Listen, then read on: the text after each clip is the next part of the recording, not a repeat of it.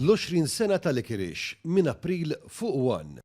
Siġu mejjuna tfal b'ġenituri morda serjament wara affirmar ta' ftehim soċjali ġdid għat 3 snin li ġejjin li approva l-finanzjament ta' 257 u 400,000 euro bejn il-Ministeru għall-Politika Soċjali u Drittijiet ta' Tfal u l-Fondazzjoni Karvella.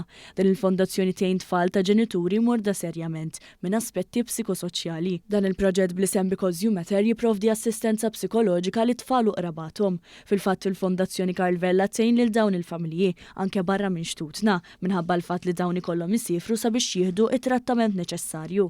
Dawn id-dettalji tħabbru mill-Ministru Michael Falzon fejn ingħad li se jingħataw ma' 780 sija ta' xogħol u terapija professjonali kull sena għat 3 snin li ġejjin u 3120 sija ta' analiżi psikoloġika u emozjonali minn counselors, psikologi u ħaddiema soċjali. Il-Ministru Michael Falzon qal kif din il-fondazzjoni tagħti l-aqwa dinjità lil kull tifel u tifla flimkien mal-qraba tagħhom. Lan jibqa' dejjem wieħed illi ngħinu partikolarment il dawk it-tfal fejn il-familja tagħhom ma' raġuni jew oħra marbuta ma' saħħa ikkunulhom il-ħajja tagħhom biex ngħidlek maqluba ta' taħt.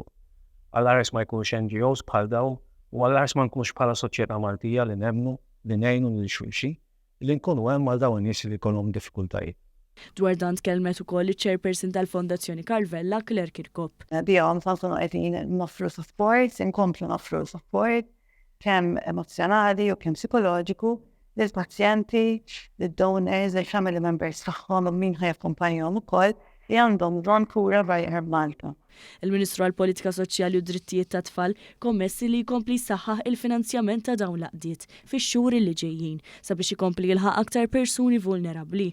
Għal din is-sena kienet allokata s-somma ta' 12 miljun euro għal 35 ftehim soċjali li hemm ma' 25 NGO.